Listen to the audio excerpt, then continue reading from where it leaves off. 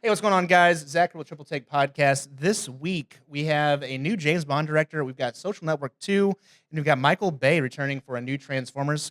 5 hot new trailers, and the movie of the week is F1. Stick around, check it out.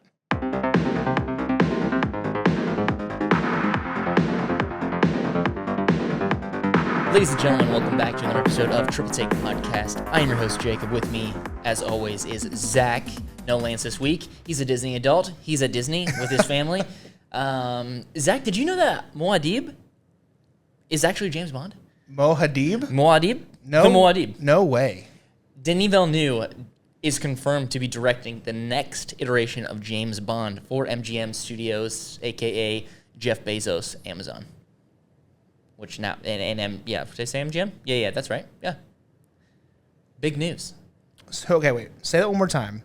Who's the director? Who's the name? Denis Villeneuve. You may know him by his American pronunciation, Denis Villeneuve.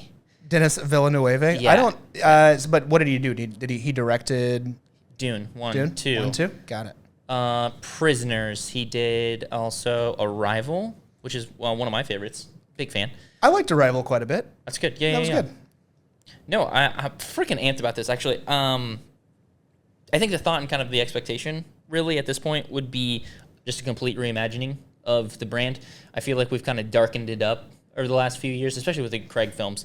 I mean, even maybe as far as... You could even go back kind of to the Brosnan Bond, where everything... It wasn't silly anymore, and I think that's like the heart of James Bond, especially way back with like Connery and Moore, where everything was just kind of weird and goofy, Like a little over the top. Yeah, like with Jaws and with like Golden. So I feel like Finger. we're gonna come to one of our first disagreements on the podcast. Oh, I like that they've gotten more serious. no, I agree. I don't. I think that's the expectation. I don't think Yeah. I like that though. I just feel like it almost turns into Fast and Furious that they're like trying to top each other all the time. Mm-hmm. And I feel like that is potentially where being too serious would go.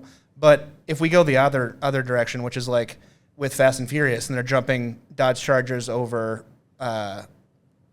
submarines, and it's like we've kind of lost our appeal a little bit here. No, right? and I agree. I also think that though, right now, I think the Daniel Craig films and then Mission Impossible were kind of like, pushing each other. Like it was bigger sets, bigger stunts, bigger, what have you. Yeah. I think if they just kind of bring it back, we kind of talked about it before this, like a period piece, 50s, 60s, to kind of go back to the Roger Moore, to go back to the Sean Connery Bonds, I wouldn't be opposed to that. I just think it would be refreshing in the sense that Who's it your wouldn't be favorite so, Bond? I mean, I think it's got to be Brosnan for me. You think so? I think it's purely from a nostalgia standpoint. I agree. I watch those at my grandparents' house all the time. My grandpa has like every Bond movie on DVD. My first Bond movie was GoldenEye. Yep. Okay. And then I went back, like my dad had me watch some of the old Bond movies, and I think that it was just a product of the time where like it just didn't look as good as like the new James Bond, and so I just didn't really get into it, like Roger Moore and those guys. Honestly, I haven't really seen those. The ones that my favorite is Die Another Day with Halle Berry. That's your favorite, it's really? So good. Okay. It just is like, it's kind of it's kind of Mission Impossible. It just like doesn't have to make any sense. They're gonna go do this thing. I mean, it was a massive, in the same sense, huge sets, huge world, impending doom, stuff like that. I just think he's the deep state stuff that they got into with the Craig films, and like I don't know, I kind of want a more grounded. I don't know if grounded is even the right word, but I think going back, pumping the brakes on the, secret society stuff is fine with me. Yeah, I almost felt like.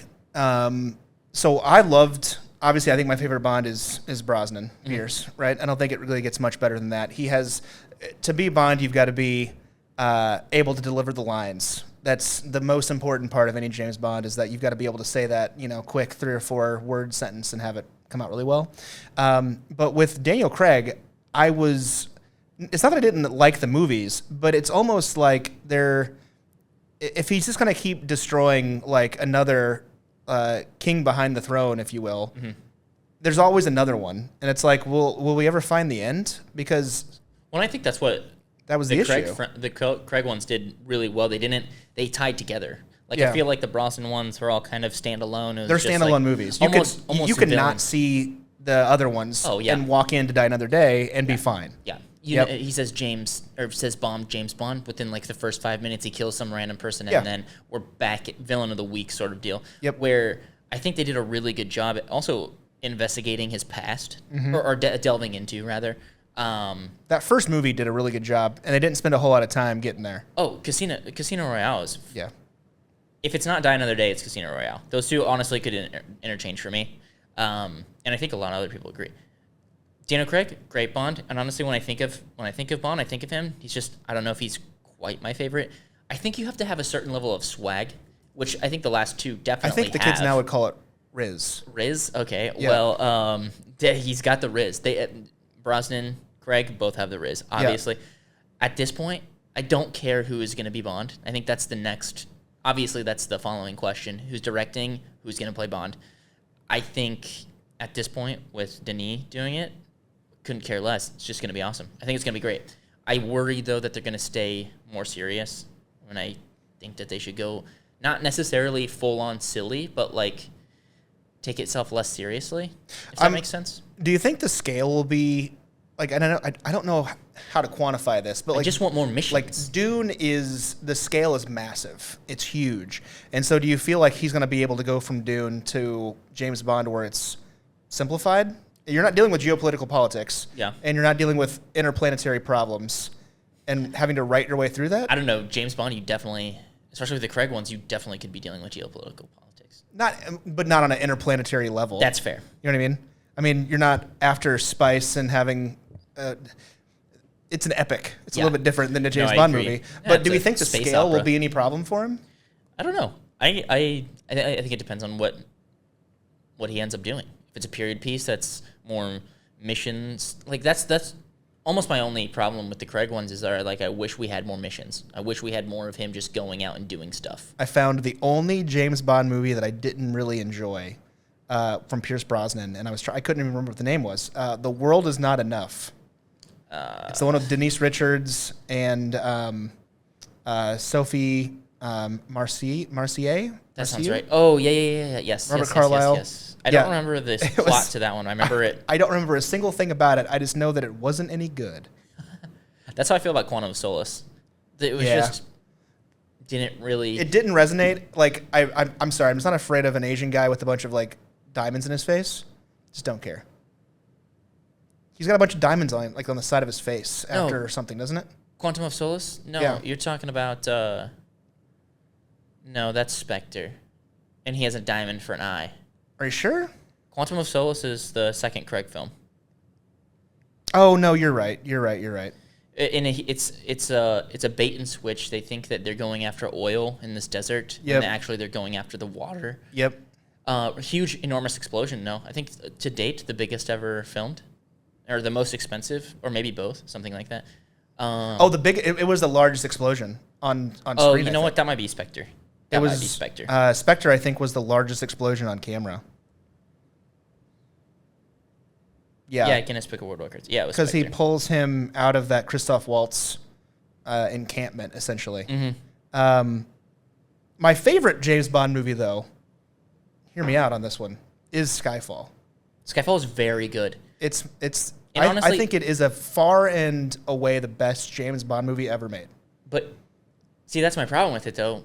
I love the film as a standalone, as the third chapter of the Craig Bond. Mm-hmm. It's the least James Bond. It's the least James Bondy movie they've ever made, but it is the best.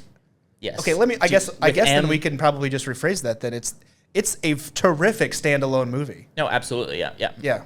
It's not James Bondy though. Well, that's kind of what I was saying too. Is like his built on each other like none in the past really have, and they delved big time into his personal relationships and his background, and then especially with Spectre and all the shadow organizations and stuff. I mean, it all tied together really well. And honestly, I think one of the most satisfying endings to a character. Yeah. Like they did what a lot of people don't have the balls to do. They just killed him. They just killed him off. Yeah. I also really liked, and we'll talk about him later, but Javier Bardem? Yeah. Yep. He just is a great villain, man. Yeah. I mean, he delivered the lines so well. It portrayed as genuinely like just a scary, off-putting, scary dude. Yeah, he was just so good.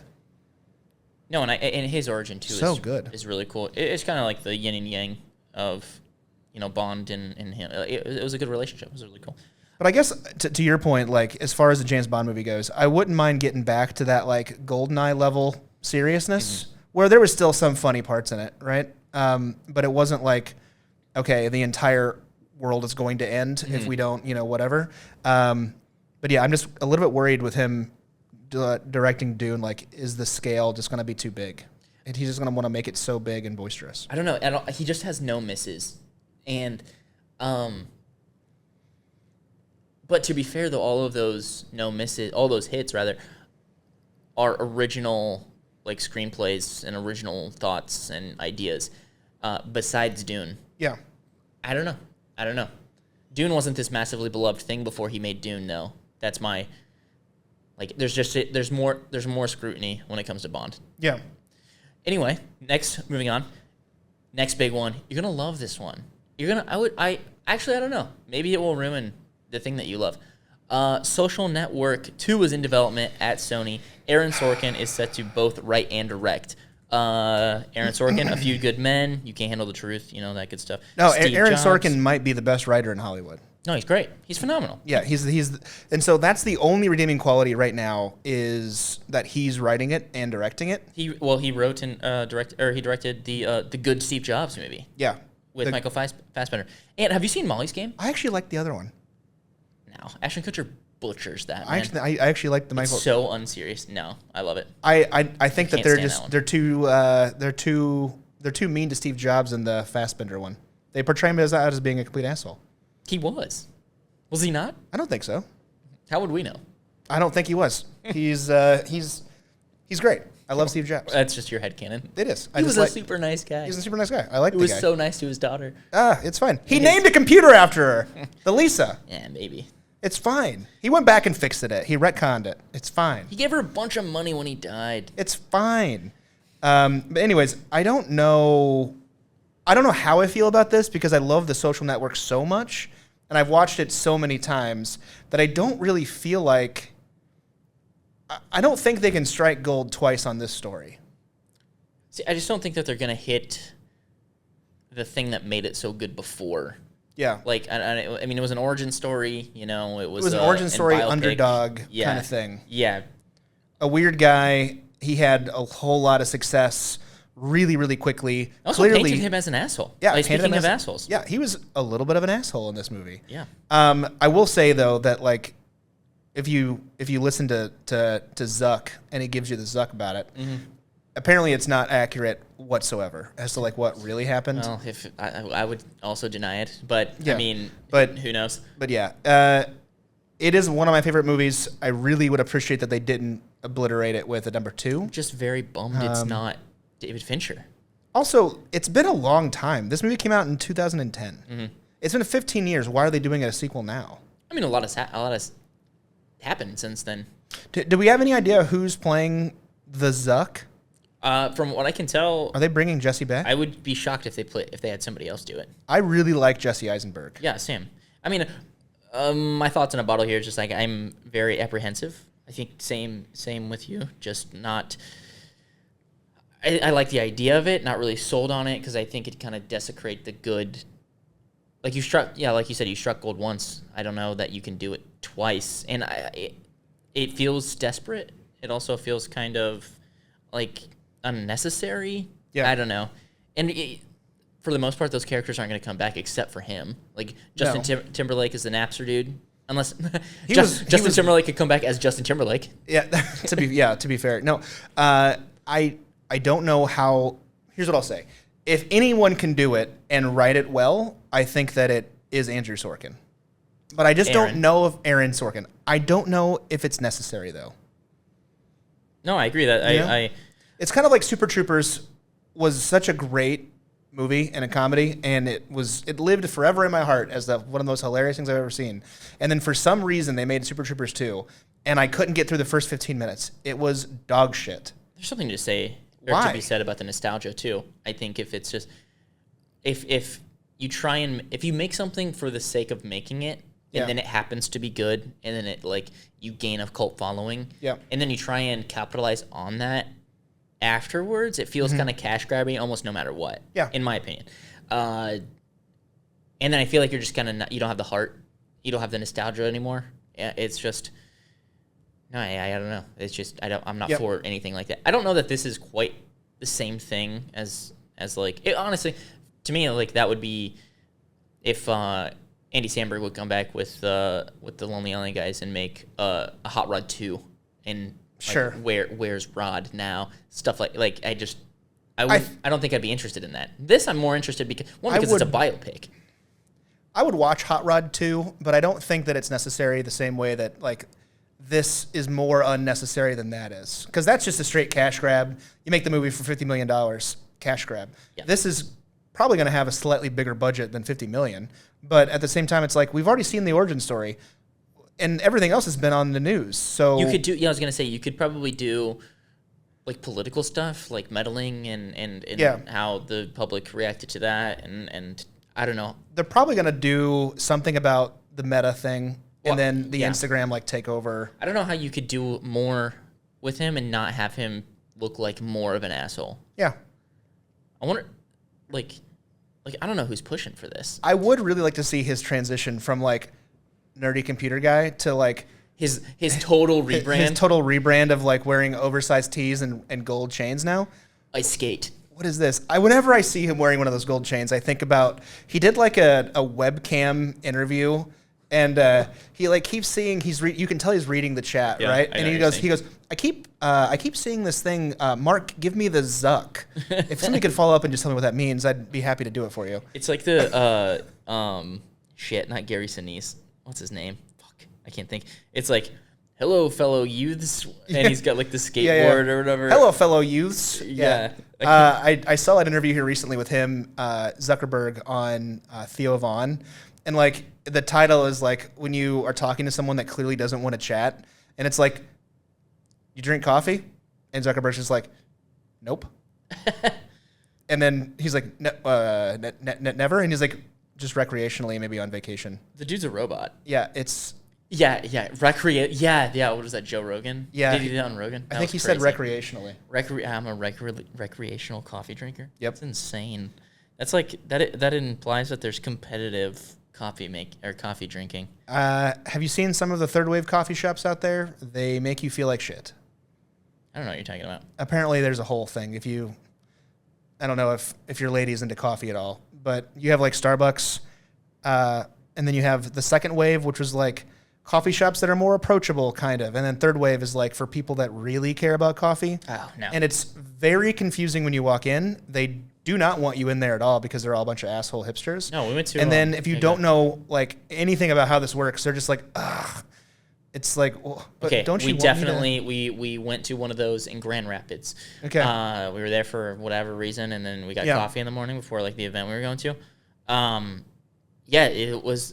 It was like they were mad that we came to buy their products. Yeah. And then we're upset when we didn't know how to order their incredibly convoluted system. Yep. Yeah, it was like, no, we don't have this. Because Bailey gets the same thing everywhere we go. Mm-hmm. And I'm like sitting behind her like a middle school kid, not waiting for my mom to order for me. Yeah. And she normally just rattles off her order and they're like, yeah. And I was like, that was nonsense, but whatever. And somehow they get a complete thing for her. Figure it out. And then so I totally lost my train of thought. No, the point is that you go into one of these coffee shops and they make you feel bad for being there, and then they look down on you if you don't know what the thing is on the wall. And then also you're like, okay, just a black coffee, and then they're like, scan the app to pay. And it's like, okay. Anyways, my point is... Yes, bring her back.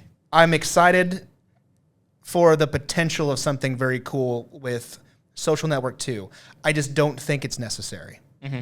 Yeah, I agree. Also, it's like, who's this for? If they don't, yeah, that's true. If they don't bring back Jesse Eisenberg, what a swing and a miss. I agree. I don't mean to we need to move on, obviously, but like we had why change up the system? Why have Sorkin write and direct when Fincher was right there? Makes you wonder, what is Fincher working on? Are you a Mindhunter guy? No. Okay. Well, I won't even get into it then. Okay. In even more incredible news, the biggest bait and switch in history. Michael Bay is not working on Skibbity Toilet. He's working on another Transformers film. Okay, wait a second. What's Skibbity Toilet? There were some rumblings that he was going to write and direct this. Maybe not write, but like work on this Skibbity Toilet? meme culture movie called Skibbity Toilet. Okay. Honestly, if anything dates me now, it's like just the weird shit they talk about. Skibbity. Yeah, like we touched on it earlier. Riz. Yeah, I don't say that shit. Same thing with, I don't even know what Skibbity Toilet is, but it's not happening. It wasn't real. This is real. Michael Bay is returning to direct a new Transformers movie at Paramount. It's in production now. If we don't get back Shia LaBeouf, Megan Fox, I was about to just say, maybe even like Rosie Huntington Whitley or whatever, I'm fine with, like, it'd be like a little like girlfriend clash or something. I'm okay with that. I want some new Lincoln. I want some Lincoln Park. I want some just outright patriotism. And I want the military in full effect. Yes. I want to see Josh Jamal. Yeah. I want to see Josh Jamal, who nobody knows who Josh Jamal is. Yeah. No one knows who that is by name. He had that Vegas show. Yeah. Well, here's the thing: is that even people who watch Vegas don't know who Josh Jamal is. I think if you watch TNT, RIP TNT, on NBA on TNT, I think of those guys know who Josh Jamal is. They might. Yeah. But anyways, here's a quick take on that. Fucking thrilled. Let's get the baster back in here. I want to see some more boom booms on screen, and I would love to see the gang back together. Josh Jamal, Shia LaBeouf, Megan Fox. Get them in here. Make them all kiss. Let's do this. Oh, they're gonna kiss. Nope, they're kiss. Dead. Yeah, not even surprised at this point. I think that, I mean, we talked about it last week. Yep. Like, you just keep making sequels because you know they're gonna make money. Even the ones that were dog shit made money. Yep. And they were like, I think now we're so far removed from when they were doing it. I think it would be like a coming home thing, and I think we would bring a lot of people back. Has there been a Transformers movie that didn't make money? Well, they had like what's his name? I can't think of his name. God damn. The last night or something. I'm gonna look that up. Has any Transformers movie not made money? Yeah, I'm gonna look this up because Well, I know that the animated one. Okay, here we go. Holy, there's been 8 of them? Oh my god. I've only got 7 here. The first 5 were directed by Revenge of the Fallen, Dark of the Moon, Transformers, Oh, duh. Age of Extinction, The Last Night, Bumblebee, and Rise of the Transformers the movie. And Rise of the Beast as well. Oh, it's not on Box Office Mojo. No, you got 1, 2, 3. So Revenge of the Fallen, Dark of the Moon, Age of Extinction. Oh, well, there's one on here that was made in 1986. It's just called Transformers the movie. Yeah, that's the animated movie. That was from the television show. You want to know how much money it made? Probably a lot. Just shy of $6 million. Good for them. In 86, that's pretty good. Yep. Yeah, like I felt like they were going in a good direction with the Bumblebee and like Rise of the Beast, but Bumblebee was very good. Rise of the Beast was very not. And I don't know how they missed so hard with that one. The Transformer animals. Okay, so there's been exactly, I'm going to go with 2 absolute misses. So I'm a little bit shocked that they're making another one, kind of. Bumblebee opened at 21 million and did total lifetime of 127. That's dog shit. I don't think that COVID though. I want to say that was COVID. That was 2018. Oh my gosh. That was like peak movies. Dude, I thought Bumblebee was great. I never watched it. Oh, you should. It's on something. Also, Paramount, the other one was Transformers: The Last Night, which admittedly was dog shit. Opened at 44 and then did 130 million. In its theatrical run? In its theatrical lifetime gross. I wonder how much it cause I don't know. The number one grossing one of all time that IMDb Box Office Mojo is saying is Revenge of the Fallen. Oh. It opened at 108, almost 109, and did 402. Wow. I saw both Revenge of the Fallen and Dark of the Moon in theaters, and I love them both. Is this like a culture thing, you think, where it's like, if a movie doesn't do $1 billion, are you like disappointed in it? Yeah. I mean, I feel like we're kind of getting to a point now in movies. I know I shouldn't. I should look at 402 and be like, that made a ton of money. Made a ton of money. But also, it was released in 2009, so I don't know what the budget was for it. But like, 402 million lifetime. The budget had to be. Dude, I mean, and like with that much CGI back then. 2007, 2009, 2011 for Age of Extinction, like all the physical media too. They must have made a killing on all those. Oh, the toys. Oh, Hasbro. Yeah, Oh my yeah. God. Well, so I also read that Hasbro is no longer involved with these. I guess they were footing a lot of the bill for these because they are toys and they own that. I think they own the Transformers IP, if I remember correctly. Box Office Mojo is totally different than what, according to Koimoy, is saying. I don't know what the fuck that. I have no said. idea what I Koimoy don't know. is. Well, then let's not say Koimoy? what they say is fact. I have no idea, but okay, this is saying that Dark of the Moon did 1.12 billion. Probably total. Dark of the Moon. That I would not be surprised. Age of Extinction did 1.1. Dark of the Moon was the last one that Revenge Shia of the LaBeouf Fallen was in. did 836. Transformers from 2007 did 709 million. Last Night did 605. Bumblebee did 467. Man, these numbers are totally off from Box Mojo. Something is weird here. I don't even know what Box Mojo is. Box Mojo? But I think it's just like Watch Mojo. It's it's by IMDb though. Oh, okay.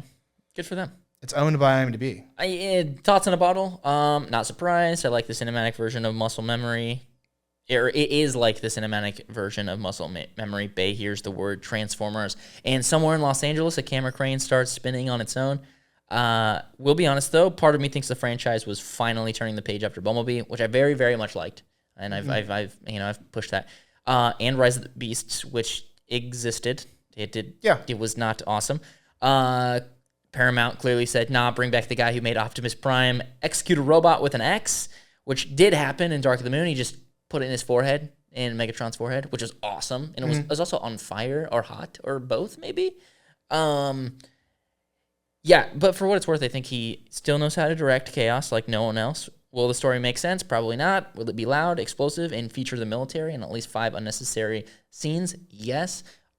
Are they probably in the Middle East?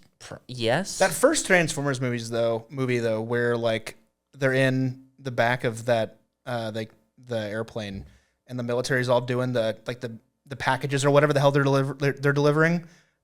That's the real military. That looks so good. Delivering the packages. Yeah, they're like throwing bombs and shooting down.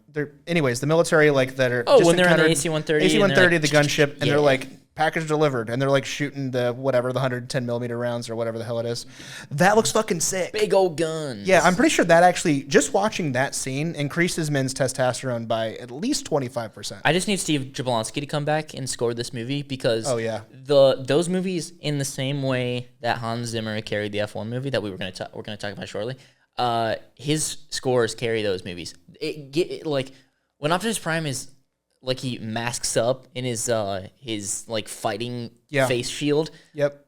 Fucking insane. I like the in between song that like plays for whatever reason. Like it's between every like scene if they're like driving somewhere.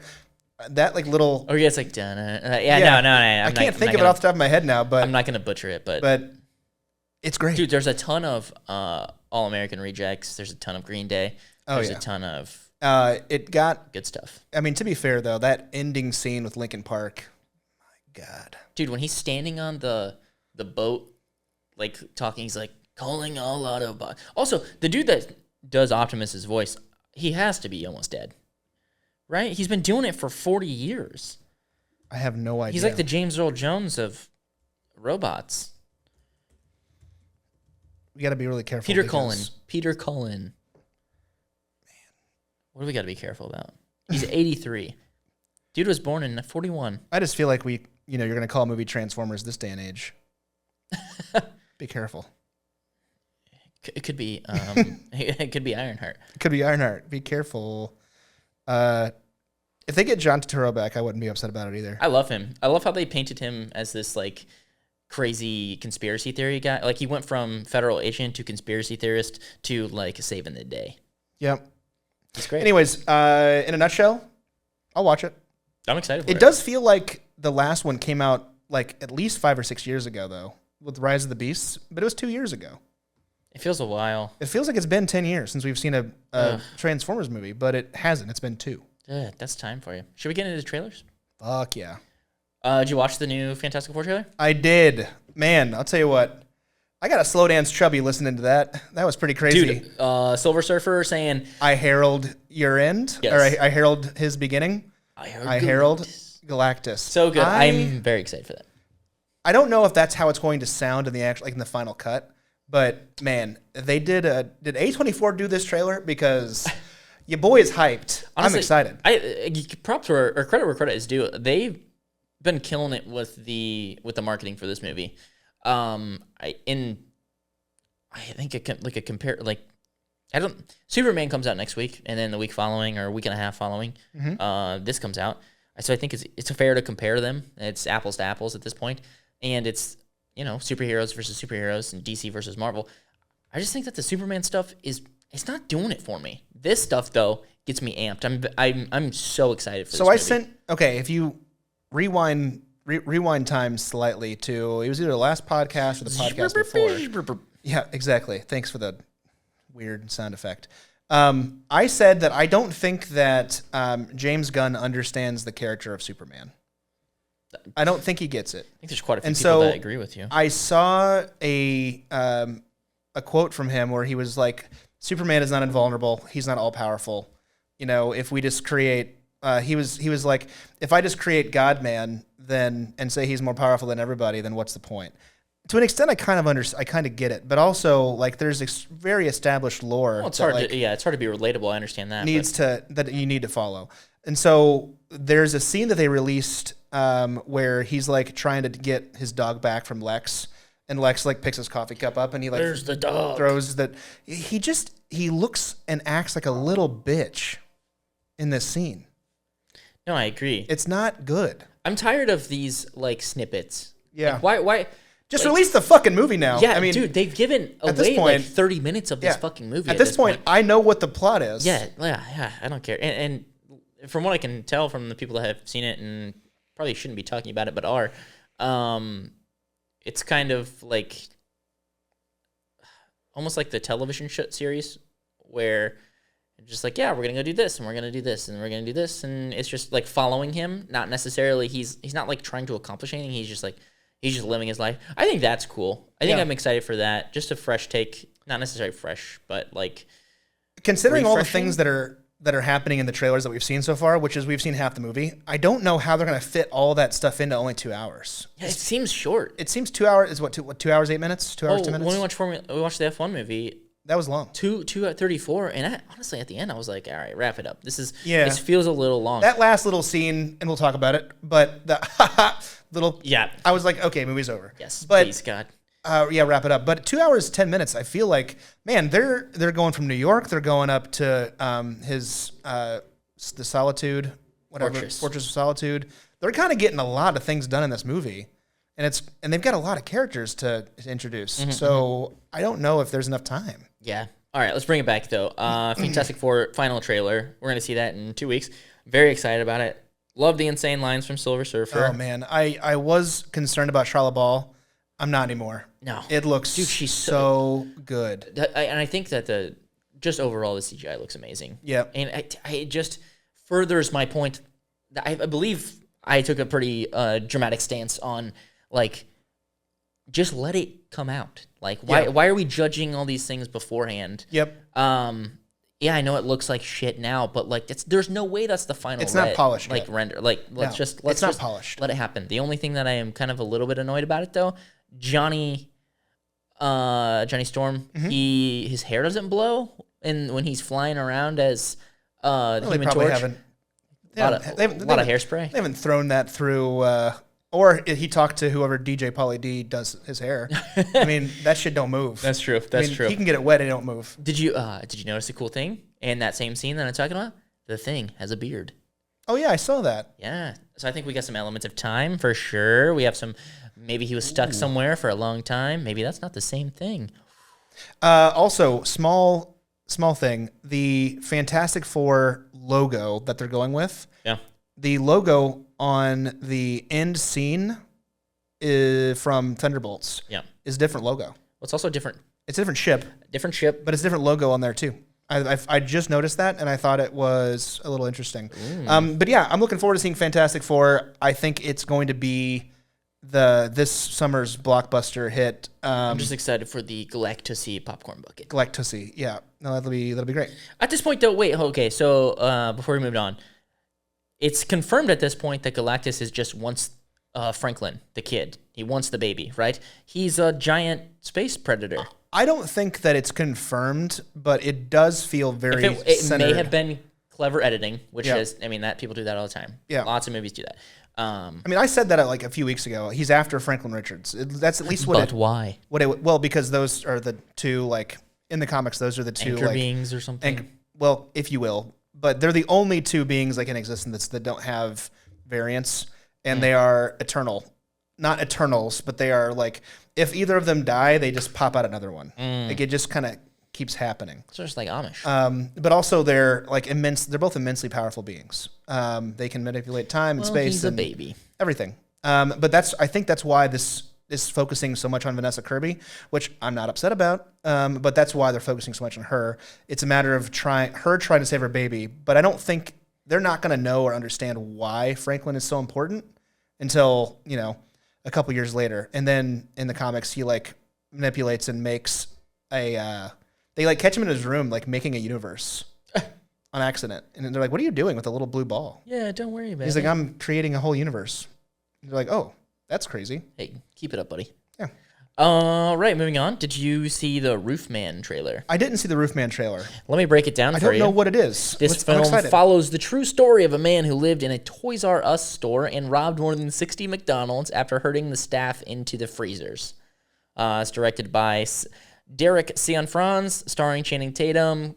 Comes out October 10th, 2025, this fall. I'll tell you what, Channing Tatum, man, what just a Cinderella story that guy's had. That is a come-from-behind victory that'll just warm your heart. Didn't he have He went from dance movies and, like, Magic Mike to, I mean, he's Gambit in Marvel now. He was also a collegiate athlete. Yeah, he is just, the guy can do anything. Dude can Comedy, dancing, serious drama stuff. This man, he's a Renaissance man. He can do anything. Nothing a buzz cut can't accomplish. No, a buzz cut and a really nice fitting white tee. This guy can do it all. Yeah. It's an interesting trailer. It just follows Channing Tatum's character. He's going around doing stuff. There's some like news stuff, catching this guy, and then it looks good. It's interesting. Do we want to pause for a second and I'll watch this trailer? Not at all. Not at all? Okay, no. Cool. You should have done your research. It's been well established prior to this that he didn't do any notes, no research for this. And this is the day that he chose. So whatever. It's fine. It's cool. It's whatever. Yeah, looking forward to that. I'll probably watch it. In my defense, I was in Chicago for the entire weekend. And your birthday? I managed to fit in all 3 episodes of an absolute garbage Marvel TV show. I went and saw F1, and I've watched a lot of Stranger Things. Also, the entire season 3 of Squid Game. All I heard right there was that you abandoned your responsibilities for things that you wanted to do instead. I was selfish. Mm-hmm. Yeah. A better trailer, and mind you, a better cast. Yep. Eden. Did you see that? I did. Eden looks good. So I have... Let me rephrase this. Yeah, go ahead. I don't think the movie's going to be great. But I'm excited to watch it. So this is another one that has really gotten me off guard in the same sense that like what the Holy Trinity... What was it? The Trinity... I don't know. That Brosnan and Samuel L. Jackson movie with the Unholy Trinity. It was the... Oh, sure. You know how like we couldn't figure out when the hell it was coming out? This also was released at some film festival last year. So really? It has a 2024 thing. And people did not really like it. Yeah. Well, here's like a 54%. Here's the thing, though. You put, first of all, Jude Law, he's fine. I don't really have any qualms there. Well, let me give a little synopsis first here. So basically, this is based on a true story. Follows a group of people fueled by a profound desire for change. In order to turn their back on society, they leave everything behind and set their futures on the harsh landscape of the Galapagos. Basically, they all moved there. Like what you were saying, killer cast. It's directed by Ron Howard, starring Sydney Sweeney, Ana de Armas, Jude Law, and Vanessa Kirby, which you have strong feelings for a lot of the people that I just mentioned. Yeah. Okay. Disgusting feelings, mind you. Okay, hear me out. Jude Law, He was in one of my favorite movies of all time, Contagion. Oh yeah, I've not seen that. I thought Contagion was phenomenal. Jude Law is great in there. I don't really like. I like the guy. I don't like live and breathe by Jude Law movies, but I think he's always a solid choice for if you want to have like a serious, controversial character. That's great. He was just in what was that movie called? Fuck. It was like the clan. Like he was like infiltrating or trying to take over or take down clan members in Idaho or something. Freaking can't. The Order. That was called The Order. Recently came out. Very good movie. You should watch it. For those who haven't seen it, go watch it. It's good. Okay. So you got Jude Law. Then you have, I mean, this is my holy trinity: Ana de Armas, Vanessa Kirby, and Sydney Sweeney. That's a big swing and a fucking not a miss. You are knocking it out of the ballpark with those three. But then you got Daniel Bruhl, which I love. No, he's cool. I love Danny. I think he's phenomenal. You guys are on a first name basis? Yeah, we are. We talk on the phone every single night. I think he's great. I don't think he's been in something that I don't like. Like if we had a butts and seats meter, this is super high. Like just, I don't know why I said high like that, but it's off the charts.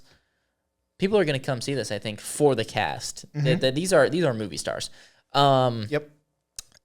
His top four, I haven't seen Goodbye Lenin, but he was Frederick Zoller in Inglourious Bastards, knocked it out of the fucking park. He was Niki Lauda in Rush, knocked it out of the fucking park. Daniel Bruhl. That was a good movie. And then he's obviously Zemu in what is this? Is this a piece of shit? In Marvel. I think he was a victim of writing, and I don't really love Zemu the character. Zemo? Yeah. Zemo.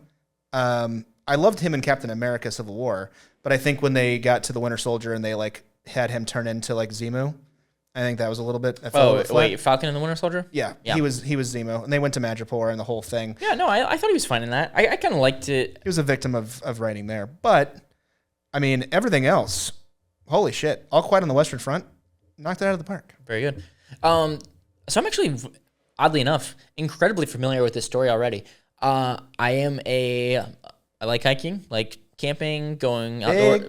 Big outdoors guy. Yep. Big, huge. Did you just buy a new trailer? I did just get a camper. That's right, yeah. Anyway, so I listened to another podcast called National Park After Dark. I'm a huge national park guy. And this actually takes place because the islands of the Galapagos are actually a national park. There, I think. I don't know. Some country's national park. Don't mind the details there. Don't ask questions. Yeah. Basically, they just start killing each other on this island. All these little groups of people start going crazy. There's this woman called the Baroness, and then there's this other group of like a couple, and they, it's like the feeling of it reminds me of like Master and Commander. Oh yeah, a little bit. Kind of times, and they actually do go to the Galapagos in that movie. But yeah, no, it's a pretty interesting story. I won't spoil anything, but I would recommend going to listen to National Park After Dark and listen to the story about the Baroness. And it's very good. It's very interesting. It's true crime. Pretty cool. Sorry, I've been rewatching this trailer because look, it's a mystery. Man, you've really got just an all-star cast here. I don't know how this movie can't succeed. Yeah. Again, I don't think it's going to be good, but I don't know how it. You know what I mean?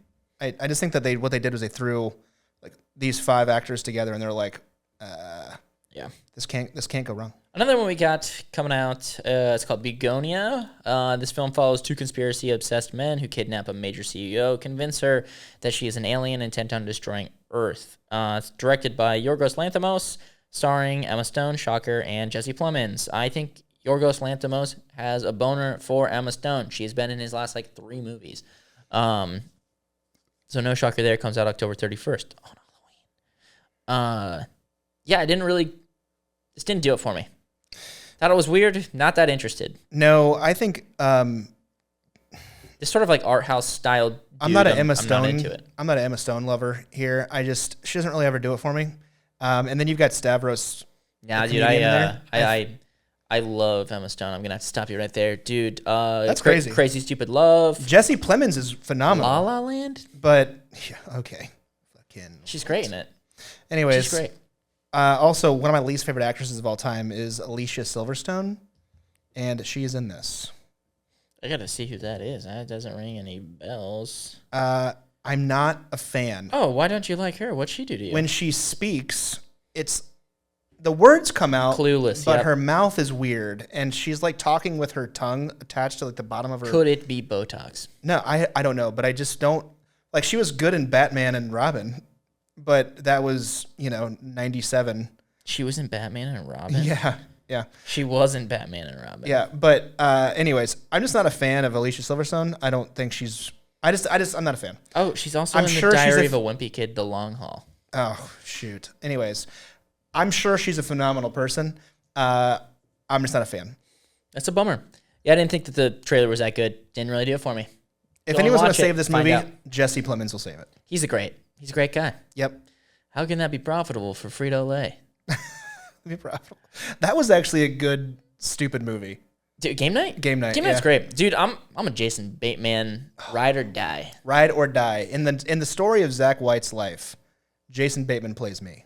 Yes. If I had to choose, When you need... who would you pick to play you if there was a movie about you? Oh, that's a good... It's a good question, That's a right? good question. I'd have to think about it. Because I have to go with Jason Bateman. I feel like he gets me. I feel like him and I would be buddies. I bet you like to think that. I bet he'd be annoyed immediately. yeah, he'd be like, who the fuck is this guy? Yeah. He'd be like, Wendy, we need to kill this man. Here's what I will say, though, unfortunately, about Jason Bateman. One bad thing.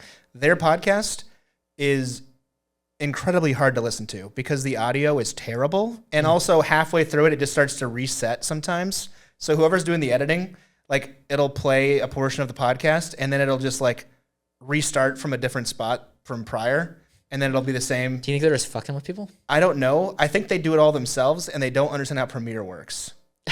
Is it a video podcast? I honestly don't know. I turned it on Apple Podcasts. Okay. Where do you primarily listen to our podcast? Apple Podcasts. Interesting. Yep.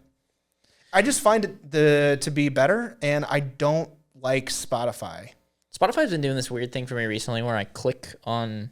So I have Spotify as like one of my bigger widgets. Yeah. And if I click on it, it just starts playing whatever was playing rather than going into the app, and it drives me insane. Oh, well, that's probably because that's what it's meant to do. Right. That's what that meant. That's what that. That's It's what not that what I midget's- need right now. Okay. That's what All you right. deserve. You were in the listening stage of the argument here, and I don't need solutions. I need you to sit in the mud with me. Okay. Anyways, here's the thing: Apple Podcasts and Apple Music, the sound quality is better. It is 100% lossless, and Well, we've established that you have psycho hearing. yeah, I do. Not psycho in like a good way, like a. It's a problem. I hear like all the mistakes and Like, problems Well, and the grittiness. I did just dupe you earlier when I. No, I was tricking you. Oh. Okay. Anyways, Okay. I think it's an audiophile thing, but not to toot my own horn. Toot toot. Am I right? Okay. Buckle up, everybody. Movie of the week: Formula One, F1, the movie. Brad Pitt and other people. I just want to get this out of the way. First reaction. Movie was great. There are good movies and there are fun movies. We've established that on this podcast before. Yep. This was a little bit of both, but mostly incredibly fun. I would say, okay, here's my... It wasn't bad, but the movie, the fact that I was feeling, it felt good watching it. I felt, okay, first things first. I don't know why I'm surprised that the movie was so good because Apple fucks so hard.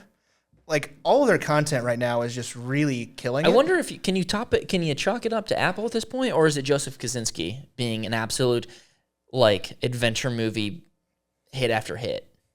I think that there is a certain level of Apple going out of their way to find the right people. Yeah, okay. To make the right things. And so I think that like in this sports term, it's like I think they're a really good like sports team manager where they put the right people in place to do the right things. I like to look at it from more of a cooking perspective Okay. where they go and get the right ingredients, they go and get the right chef, you know, they get Cousin from fucking The Bear. Sure. And they just put the right people in the right rooms together. Yeah. And and magic happens. They've had very few for me that are not. They've only had one miss that I can think of, and it's C. I was going to say the same thing. It's just, I think that what they did initially was that they just took Khal Drogo and were like, throw him in anything, it'll work. And then pretty quickly they're like, okay, we got to think this through a little bit more than that. But also they had in that first run, they had the newsroom. Yeah. And the newsroom did great. Yeah. It's just that C just wasn't amazing. But again, I don't know why I was surprised that it wasn't, I thought that it would be okay. But Apple fucked so hard that like, it was a phenomenal movie. It was very good. And I think it verges on, I think it tiptoes its way, because what it wants to do is it wants to be a fun movie. Yeah. Okay? I don't think, there's no like hidden message. There's no like be a better person, live a better life kind of thing. Yeah. It's a movie about fast cars going vroom vroom around a track, and they do a very good job there. Or if anything, a redemption story. But it tiptoes into good movie territory. Mm-hmm. Like, I wanted to go back and watch it again. See, like I think where they knew the audience, which is just the dads, right? Yeah. And dads are going to take their kids and watch this. You could copy and paste, for the most part, the broad strokes of this movie on anything else. Yeah. Like whether it's Formula One or NASCAR or some pro sport or literally anything. Yep. It could be baking. Yep. Okay, this could be Jon Favreau and Chef. It's the same. Like there's an opposition and you fight it and then you win, but then there's a bait and switch at the end, but he still wins, and then he does the right thing, and it's a Disney movie. Do you think that somebody regard? went into like a meeting with Apple execs and they were like, "Hear me out. There's a guy. He does some interesting things, but he's a rookie. And then we meet this other really older guy, and he's got a lot of experience." Do you like the absolute? Do you want to know? I mean, you want to know what I think? This is like my wrap up point, but like. Yeah. This is Top Gun Maverick copying and pasting. I was about to say the exact same thing. This is Kaczynski being like, I have this winning formula. I have this format. This is like this is a proven.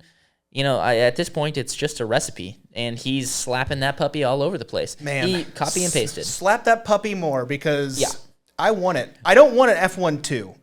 Let me put that out there. Yeah, I don't think we need an F1-2. Which is in talks. Did you see that? I saw that. I don't think it's necessary. It's fine. It would be a funny title, F1-2. I think that'd be funny. However, I don't think we need to see Sonny Hayes doing whatever he's doing in Baja. I'm not interested. I would rather see more F1 stuff, and give me more Javier. He is phenomenal in this. That guy can do anything. Dude, honestly, he was a highlight of the movie. And so was the technical director. I can't ever think of her name. Is it his voice and his delivery? He's just able. It's just so good. I mean, god damn, that guy can fuck. Yikes. He can. Dude, what is her name? I'm losing my mind. Carrie Condon, right? Yeah, she's great. She's so good. Love her in this. And also, they didn't there wasn't any gratuitous sexual tension. There wasn't. They obviously got together at one point and then basically was like, check the box, baby. See you later. Yeah.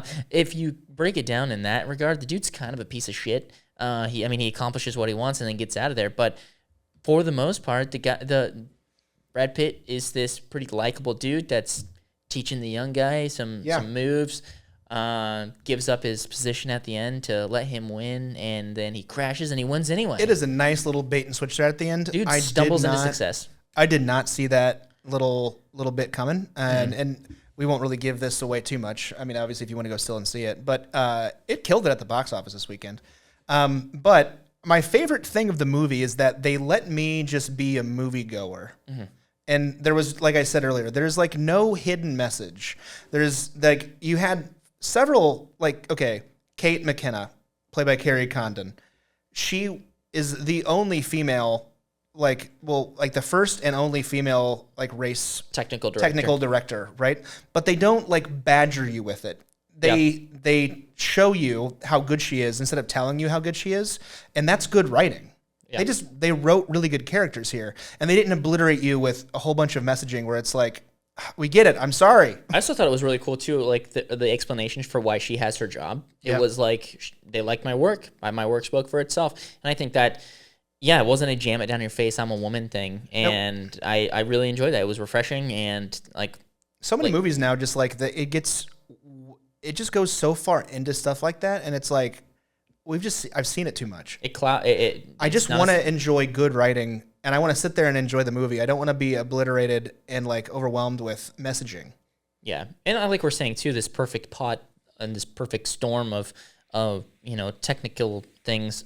I mean, Hans Zimmer's score was great. Yep. It was this, in my opinion, perfect balance of pop music and techno, like almost. When they're racing, the sound is. Oh yeah. As soon as at the very very beginning, you could like feel it. Yeah. Like it evoked a feeling rather than. I don't know what the alternative. It got me hyped. Like. Yeah, it was hype music to the max. Yeah. Absolutely. I wasn't sitting there sweating in my seat, but I was hyped, ready to go. I'll tell you what else it did. It took me took my attention away from Brad Pitt's inability to fake laugh. Yeah. Dude is epitome of a movie star, but dude can't fake laugh. Yeah, let's not jerk this movie off too bad. There is a couple of qualms that I had with it, and one of them is Brad Pitt's fake laughter.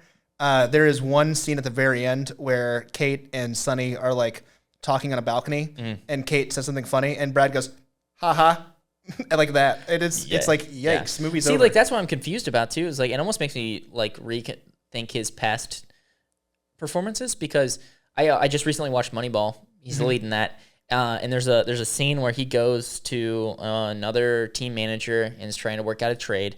Sits down. He's got all his guys. It's right at the beginning. He sits down with all the guy's basically entourage. He's going to tell him whether or not he can trade these players. He sits down. The guy's like, "How you doing?" And he's like, "Ha ha ha, great, so good." And it was like it played as sarcasm. Yeah. Now I'm wondering if he just doesn't know how to fucking laugh. Because it's the same exact laugh, but in a much way more serious moment. Or what is supposed to be like this lighthearted end. I don't think people notice it.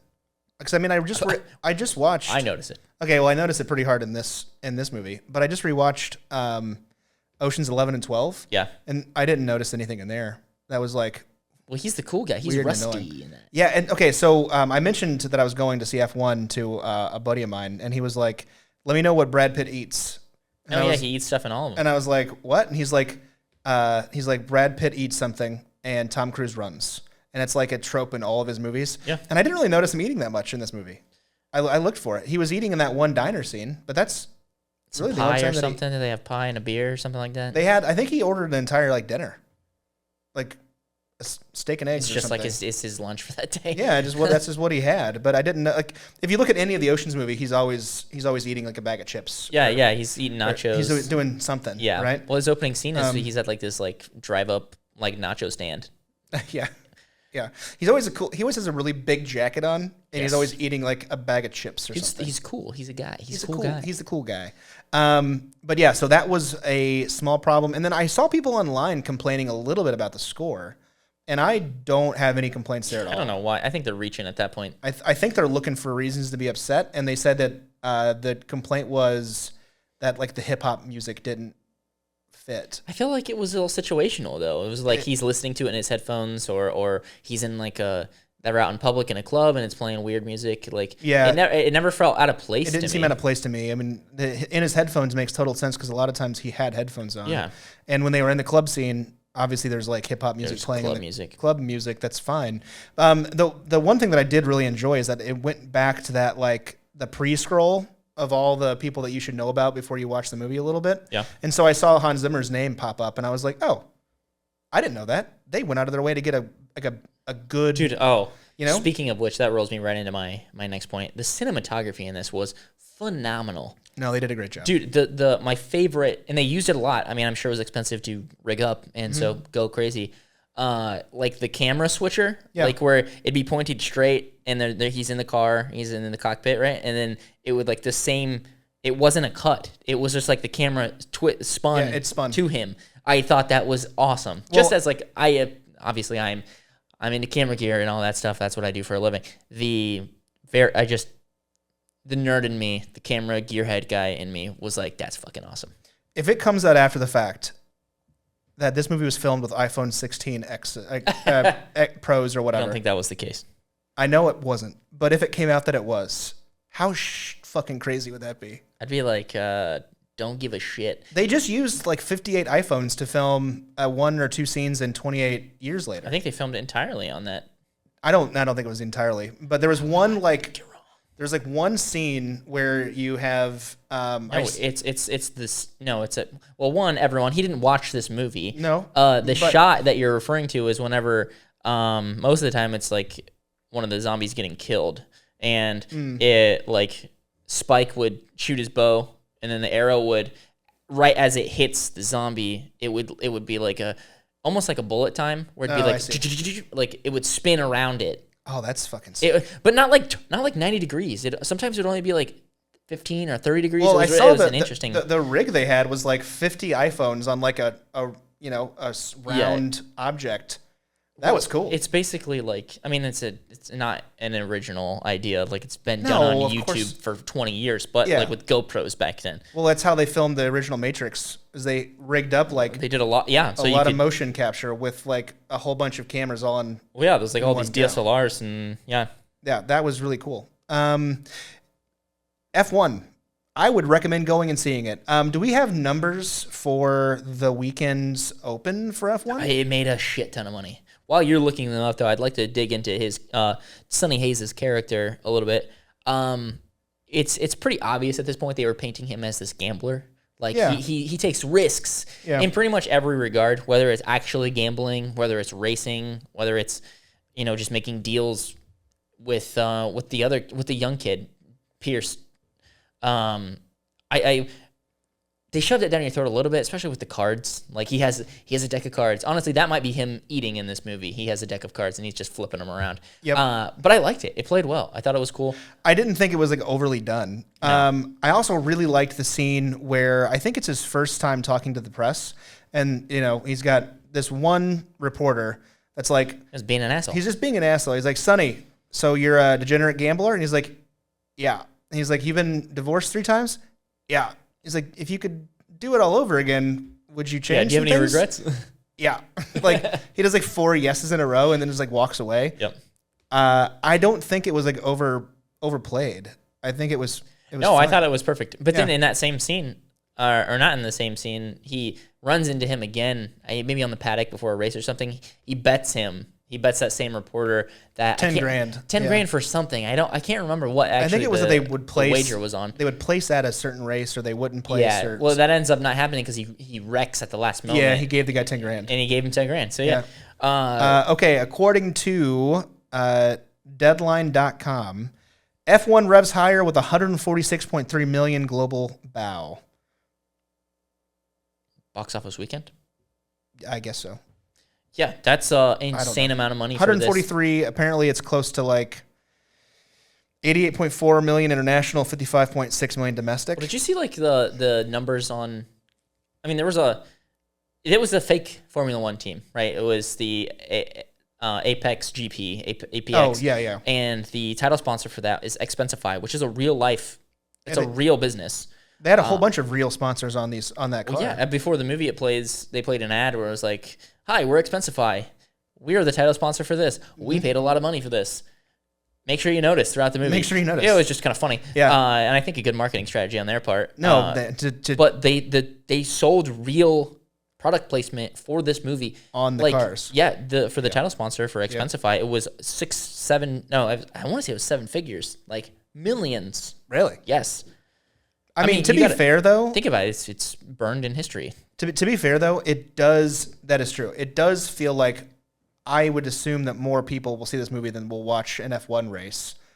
It's at least in the U.S. Yeah, you know what I mean? It's a very European thing. And yeah. Netflix and Drive to Survive and all that stuff has really increased its popularity, but there's definitely more in the European. Apparently, this was stuff. Brad Pitt's highest career opener. Yeah, which is shocking considering how many cult classics he has. Yeah, I think they're exactly that though. Like a lot of his success, like performance-wise, comes afterwards. What did Inglourious Bastards open at? Couldn't have been very much. I mean, there were to continue on with his Sonny Hayes kind of breakdown here. Oh man, 38.1. Well, that's not very much. Holy fuck! I really, really enjoyed just kind of the count me out, like bet on me. Kind of coming back more to gambling again, but like he bets on himself, and it kind of plays into the whole movie, and it's like this overarching, like, just he's gonna make it happen. Yeah, we'll figure it out. I very much liked the beginning because it takes place at the 24 Hours of Daytona. Oh yeah, which is a Daytona track and beach and speedway, and I think it sets the tone for the movie very well. Honestly, I think that was the best racing scenes in the whole movie. Was the very beginning? It's kind of a bummer, but like, yeah, when he's fucking dicing them up on track, man, and yeah, it was just cool. To be fair, legit racing stuff. I mean, I don't know who was actually driving the other cars in these races. I mean, were they at the actual stunt drivers and drivers, real drivers, I'm sure. But all those cars, I mean, there's no way they were actually using the real F1 cars. I mean, those things are millions and millions of dollars. I think that so what I had heard is that Brad Pitt actually did drive a real one. It was a McLaren car from 3 years ago. Oh, really? And he put up a pretty reasonable lap time when they let him just go crazy. Really? Yeah, because I mean, it like physically, what the requirements to control. To drive something to make it move, probably not that hard, right? To get it around the track safely and quickly, that's just a whole other story. It's an incredibly physical sport. The amount of G-forces that you withstand. I'm a racing fan for sure. But watching this and watching him do some of the stuff, there was never really a moment where it took me out and was like, oh, this guy's not really doing it. Apparently, they used modified Formula 2 cars. And then they had Mercedes-Benz do a complete remodel on all of the cars to make them look like F1s. Yep. And then they added like mounts for cameras and all that good stuff. That makes sense. That's pretty cool. I think there was a couple times where I was like, this feels laid over real racing footage. Mm-hmm. But like I said, it really never took me out of it. Just something I kind of noticed. It wasn't like a gripe, really. But no, I think everything was really seamless, really, really cool. I'm sure a lot of the same technology they used for the planes and Top Gun were used in this. Yeah, so they've got Expensify, and then just to go back a little bit, but they've got, as far as like sponsors, Expensify, MSC, Geico, Tommy Hilfiger, obviously Mercedes and AMG, and then Shark Ninja was like the big one. Yeah, Shark, I wonder how much vacuum. Man. I had to be a lot. But man, that is like, it's one thing that we don't really talk about too much on the show, but it's like, there's so many movies out there that like have just egregious ad placement in them. Mm-hmm. I mean, all the Transformers movies. It's a huge Chevy commercial. It's a Chevy commercial. It's a Pepsi commercial. At the end of the day, like, I mean, I don't know what the budget was. Do you want to look up how much this budget was? But like, if let's say Expensify paid them, let's say $5 million. Well, go ahead and guess what you think that this movie cost. $240 million. You're just, wow, that couldn't have really been any better. It was between 200 and 300 million. Okay. I was going to put it right there in that middle ground. I just feel like for how much modification they did on the car. Well, you also I know that Hans Zimmer's not cheap. Brad Pitt's not cheap. I don't think at this point Kaczynski is either. No, and Apple is not sparing any expense to make these things. I mean, they're pumping out like classics. Well, but the point is that like if Apple sells Expensify this crazy ad placement for $5 million, mm-hmm.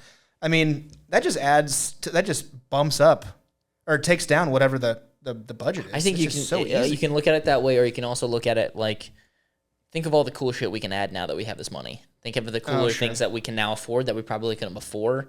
If you take a normal budgeted movie, $250 million is not anything to laugh at. Nope. But that's not an unrealistic budget anymore. That's like, that used to be buku bucks.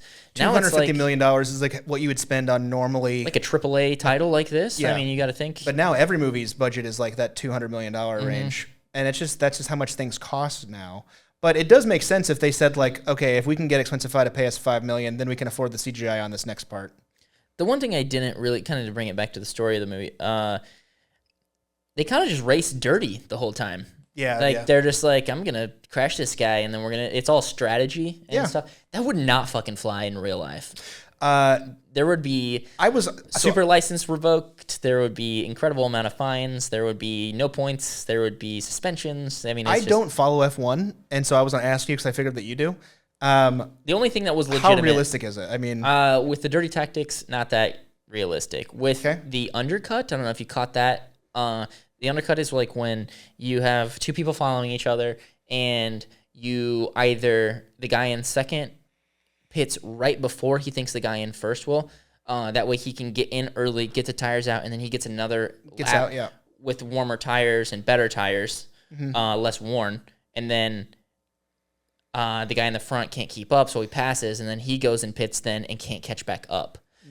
So it's just like this. It's all timing. There's a strategy behind it. But then in the same thing though, like it's kind of weird because like the guy in second, I could be totally wrong with this one, but like I feel like the guy in second almost always has the advantage because then you could push harder after if the guy in front of you pits, and then if you're riding in that slipstream forever. Well, not like stock car racing is drafting actually as beneficial. It's a lot of with the Formula One cars and how much aero is on the vehicle or on the car. You get a lot of the dirty air, and that's what he was saying whenever they wanted. I was going to ask, what is that? What dirty what does air that is just mean? like turbulent air. Okay, so it comes off the car not cleanly. The whole point of a Formula One car is downforce and sticking to the road. Yeah, and traction and straight line speed.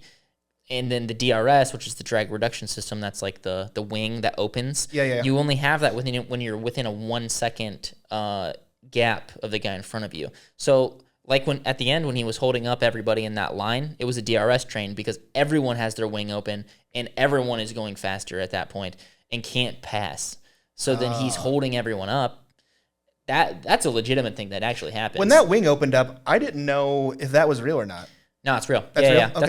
It's literally a button on their steering wheel. And they can only use it?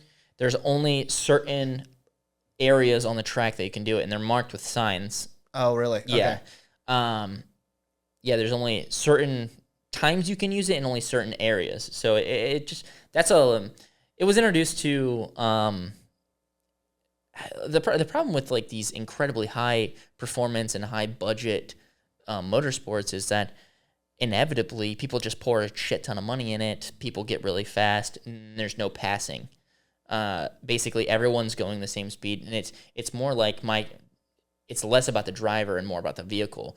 Where you like IndyCar or NASCAR, it's more about the driver because everything is the same. Everything is standardized. They're all stock, quote unquote. But yeah, with the DRS, it's to help with passing. So it's more fun to watch. Yeah. And more fun to race, I'm sure. That's cool. But no, yeah. And we had a lot of that stuff. But yeah, my question was going to be like, how realistic is this thing actually? And dude, as far as like the wrecks, like the CGI on the crashes, they look insane, phenomenal. If they were CGI, I think a lot of the stuff probably was practical. I imagine it was like a cable thing where they're just jerking the car down the road. Probably, yeah. And then just throw some plastic in there, some carbon fiber. It looks good enough. It would do.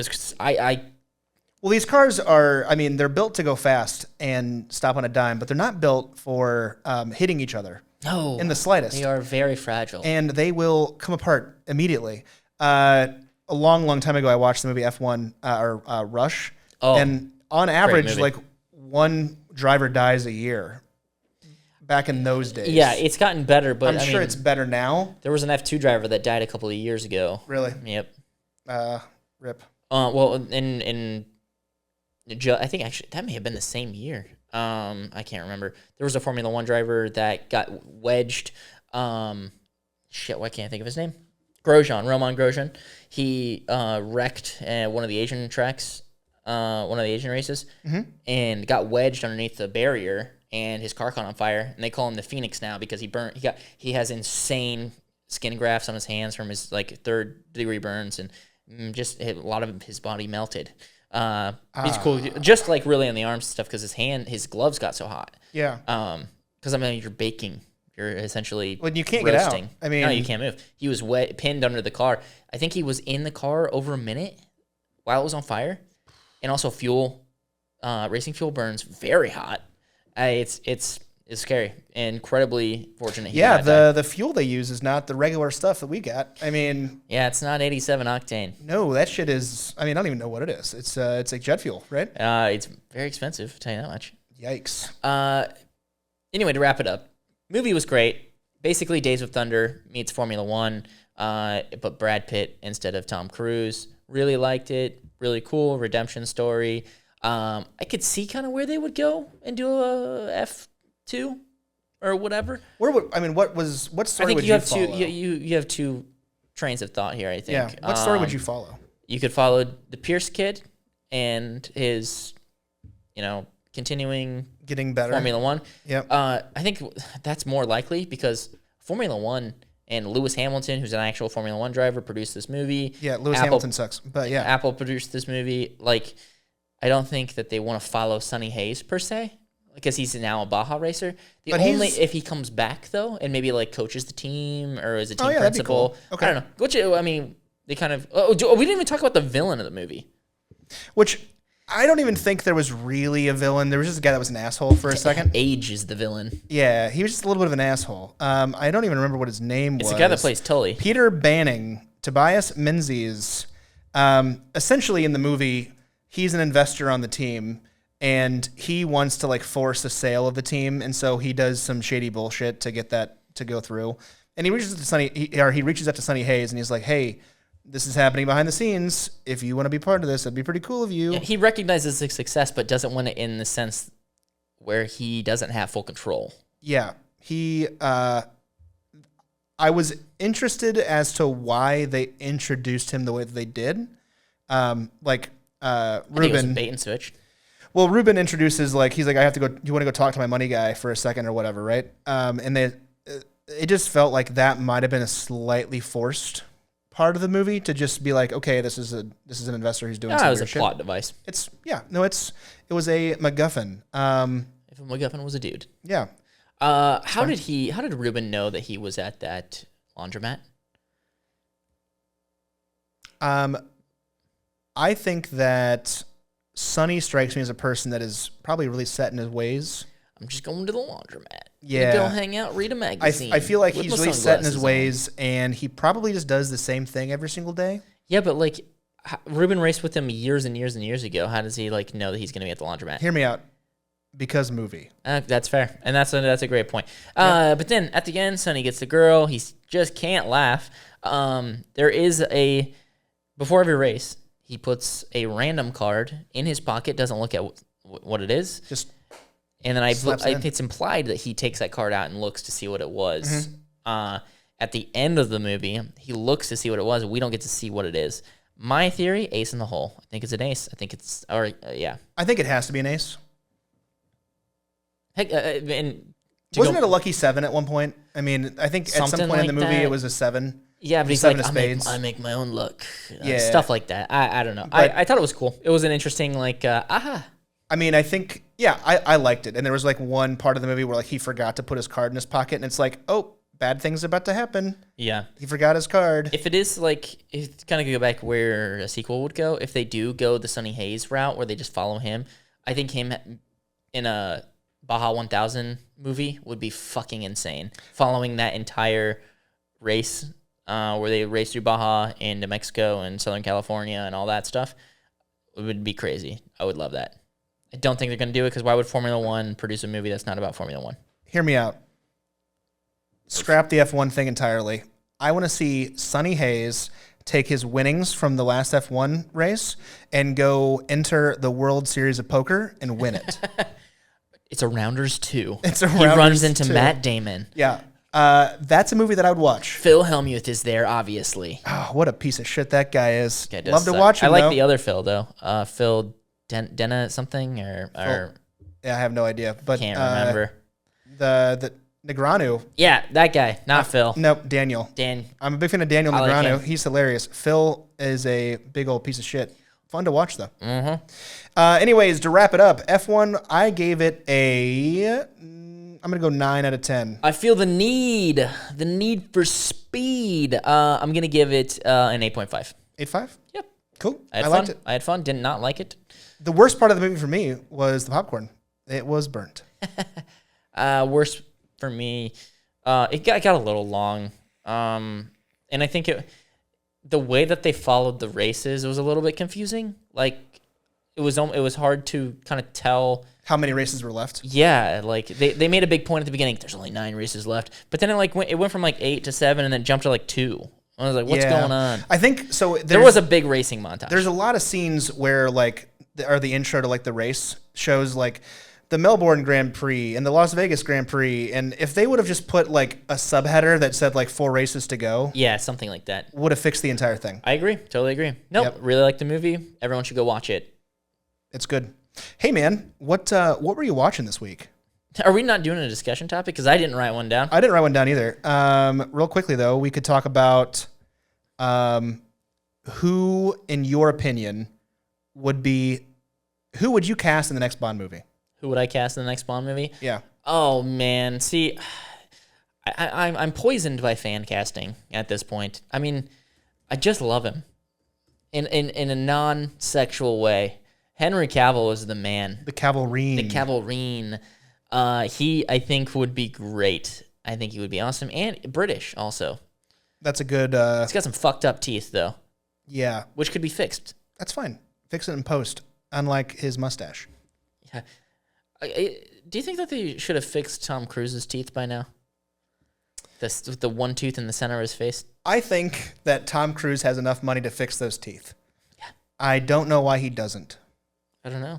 All right, so you're going to go with Henry Cavill? Going Henry Cavill. Okay. It's unfortunate because my choice probably also is Henry Cavill. Should I give you a second? No. Okay. It's unfortunate because my choice probably is Henry Cavill as well. If I'm going like... Okay, there's two ways to play this. One, you have...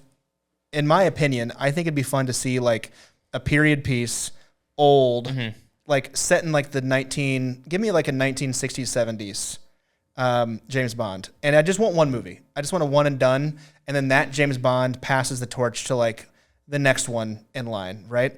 And that guy, I think Idris Elba would be phenomenal.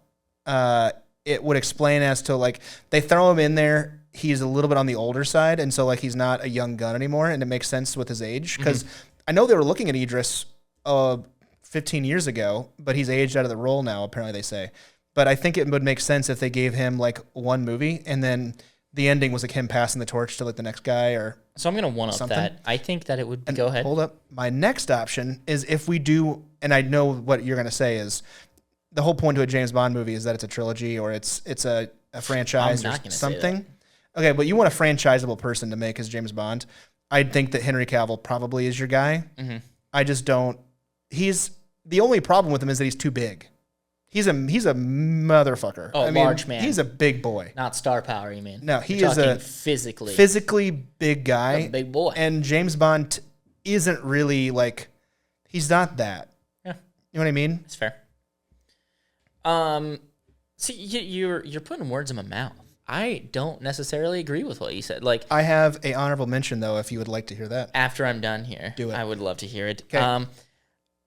Just in this brief period of time here, I'm just thinking like I think it would be kind of cool because there was a point in time there are Bond theories.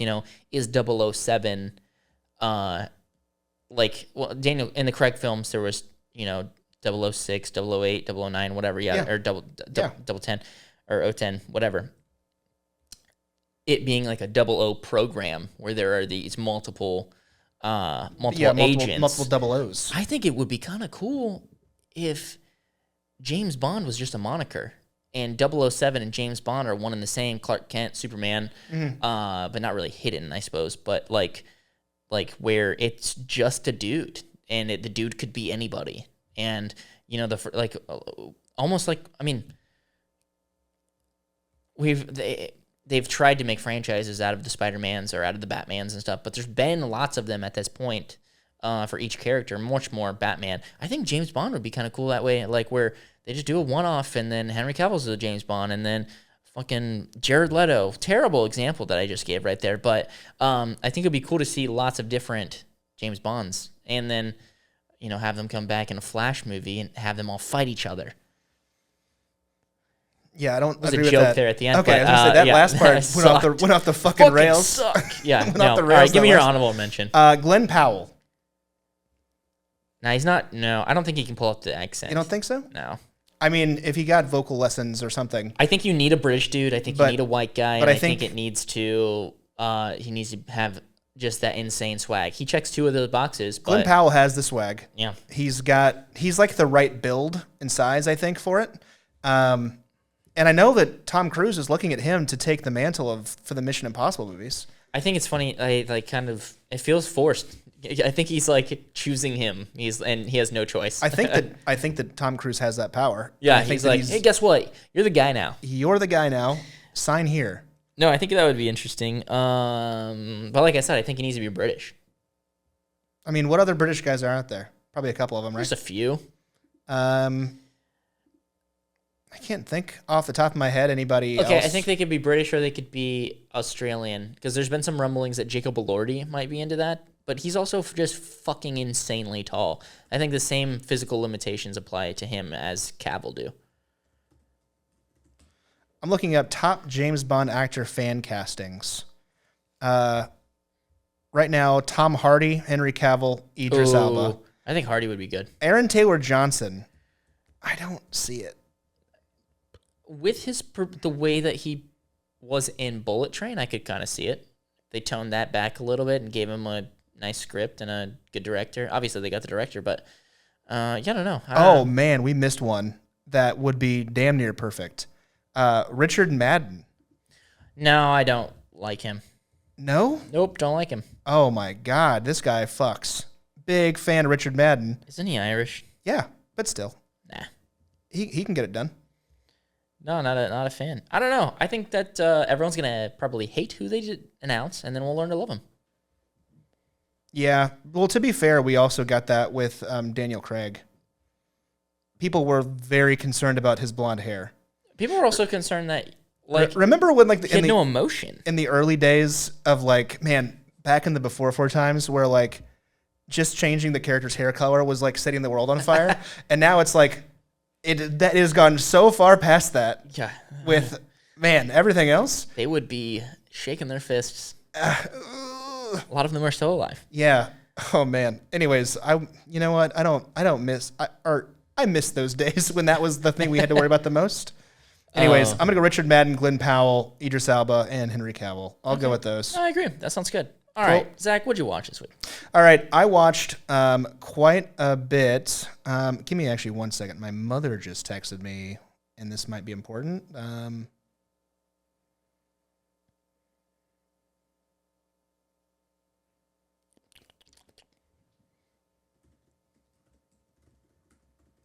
don't I go first? Sorry.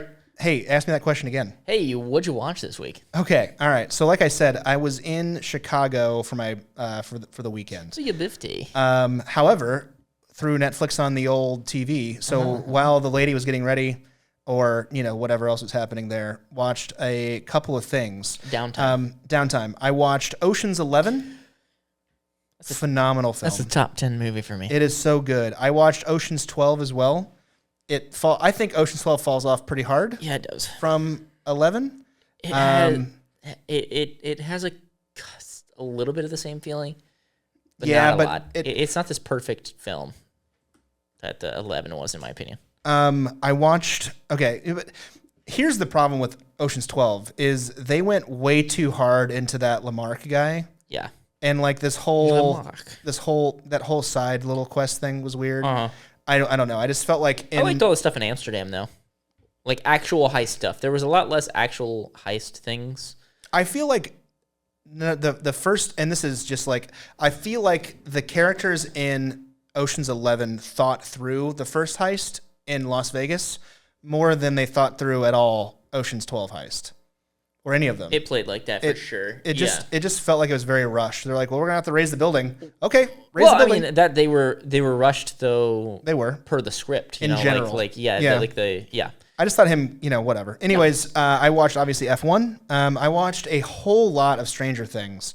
I am in smack dab season 3 right now. That's where I kind of stopped watching last week. The part with like Billy getting, he's up.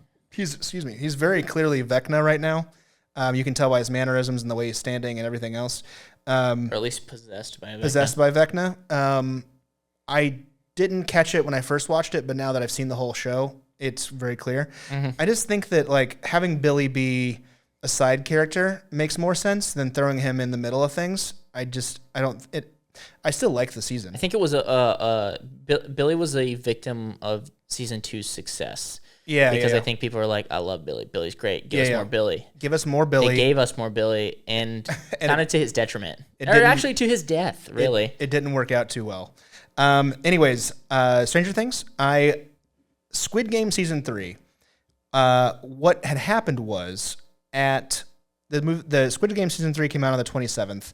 On Saturday night, a couple days later, at 10 o'clock, I said, I'm going to watch 2 episodes of Squid Game, and then I'm going to just continue on the next day. Mm-hmm. I shotgunned the entire thing in one night. I went to bed at 4 in the morning. I watched the whole thing from start to finish.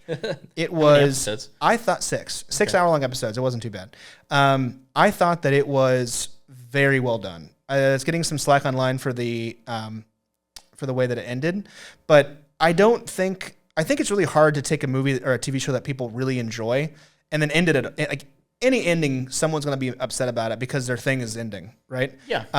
Although there will be a American version of the Squid Game coming out, it's like taking the games to America. I think it could be cool, but I don't really think that like having a Squid Game like universe is a great idea. Squid Games Brazil. My 2 cents. I also watched a documentary on Netflix, hilariously. It's called Poop Cruise. It was pretty comical. Essentially, a cruise ship just loses power and like the engine's set on fire in the middle of the ocean, and everyone just starts shitting on the floor. Looks horrible. Free booze at one point. Free booze at one point. They ended that very quickly, though. They were like, oh, that's a terrible idea. Everyone's obliterated, and now they're fist fighting. And then to finish this off, I hate watched Ironheart. Let's save your bulk episode 1, 2, 3. Bulk reaction, though, for next week. I want to have Lance on that one. Sure. And I want to finish it, too. And I think you should finish it as well. I'm going to hate watch the rest of it. Yeah, absolutely. I just thought that it was a big old pile of dog shit. But I'm going to save that for next week when we all are back. But from what I told you, though, I think that you're going to think it's a big old pile of dog shit with a cherry on top. Yeah. Alrighty, I watched The Bear Season 4. Holy shit, did this show fall off. It's the same every season now. I'm looking to you with the public, whoever's going to find it. I think The Bear is bad now. I liked the kind of shtick that they've been playing since season 1, and season 2 was good. I thought that season 2 was really good. I never got into it to begin with. I think you should watch it, and then I tried. Oh, okay. I think I watched like 3. I watched 3 episodes. You saved yourself. I just didn't. It was hard for me to take what's his face out of Shameless. Oh yeah, Jerry Allen White. You know, it's fine. Well, the problem is for me is there's. I'll watch like 2 or 3 episodes and they all suck, and then you'll have one really good one. Mm-hmm. And then I'm riding on the high of that, like, man, we're back, we're doing this. Watch 3 more bad ones. And that's just been this roller coaster of emotion that I've been through for now 4 seasons. And I saw that they re-upped it for season 5. I'm not watching it. I'm taking a stand. I'm not going to watch it. Well, I'm going to tell you, in Chicago, there is advertisements everywhere. Yeah, Chicagoland. The beef. It is all over the place. I also watched Valkyrie, which is I was on a Tom Cruise kick there for a little while. It is a sleeper good movie. I would say for the most part it's a fucking snooze fest. Really? Yes. I enjoyed it. I've seen it before, and I couldn't remember why I didn't have there's a lot of movies like that for me now where I know I've watched it, but I don't have any feelings about it, like when I think about it. And for the most part, it's because it's forgettable. This movie is forgettable. It's also just kind of sad that they failed. In that, they all die. It's history. They all either get thrown in a prison camp, or they die, or get murdered, or all of the above. Or shot against the wall. Yes, yeah.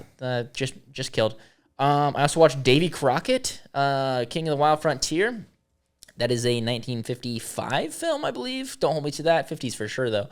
I love that movie. I watched that at my grandparents' growing up.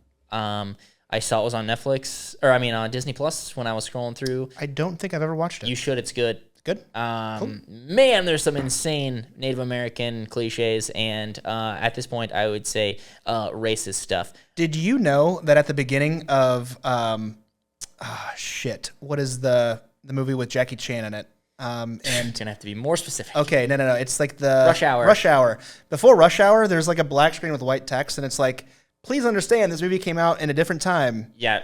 That people were pissed about that, like what, 4 or 5 years ago. I think I think they put that in retroactively. Yeah, they must have. Obviously, yeah. Anyways, I think that you have to give it the benefit of the doubt. I obviously watched F1, but the big one that has consumed my life recently, again, I'm watching Ozark again. I love Ozark. Jason Bateman, you're the man. Marty Bird, man. Yeah, he fucks. Yeah. I know I'm saying it a lot this time, but There's a lot one of the few shows where the cast just kills it every single time. The kids are amazing. Wendy's actress, I can't think of her name at this point. Definitely know it. If the goal for Wendy was to set out to be an unlikable character, she achieved it. This is like basically it felt in the same way that Breaking Bad has hateable characters that you have to root for. Yep.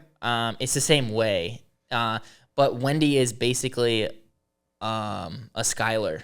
Yeah. But less maybe? I don't know. I think Skylar got a lot of unnecessary hate because she just wanted her husband to be better and wanted her husband to not be a drug lord.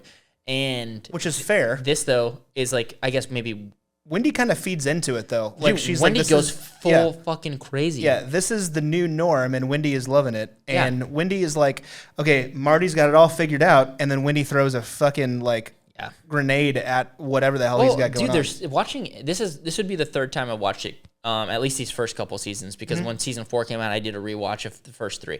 Dude, there's just so many yin and yang and like everything kind of mirroring each other with the different people that you follow, like Jacob and Darlene and the Snells and their whole operation, and how if they continue, at this point, I think it's like Wendy and Marty are destined to become Jacob and Darlene. Yeah. They're running this drug empire, Yep. and it's just like this. Once you go down this path, there's no getting off of it, and it's because the people that are already there are like guardrails, and it's like, well, we're already here. Mm-hmm. We kind of have to do this. Heck, their children become. Oh man, I mean, it's implied in the very last scene that Jonah murders the guy, the FBI agent, and it's Jonah's laundering money just like Marty was. He started laundering money in the end of the first season. Yeah, he's already after it. I liked the little. I don't know what episode it was, but little Marty is like, he has like a flag on something on one of his like transfers that he's doing, and he's like, Dad, can you help me out here? And Marty's like, oh, that's easy. You just do this, this, and this, and this. Yeah, you're done. $7 million. Yeah, he goes pretty early on. He goes from like being mad at him for doing it to being like, "That's fine. I'm proud of you, son. Yeah, this is fucking cool. That's awesome." Yeah. But anyway, that's what I watched. Ozark is a phenomenal show. Yes, we're gonna skip movie or 20 questions because our 20 questions loser's not here. Lance will be back next week. We're gonna talk Ironheart. We're gonna talk lots of other things. Movie of the week will probably be Jurassic Park, or Jurassic World Rebirth, which unfortunately has not been getting awesome reviews. No, but I'm gonna find out for myself. I'm gonna go see it.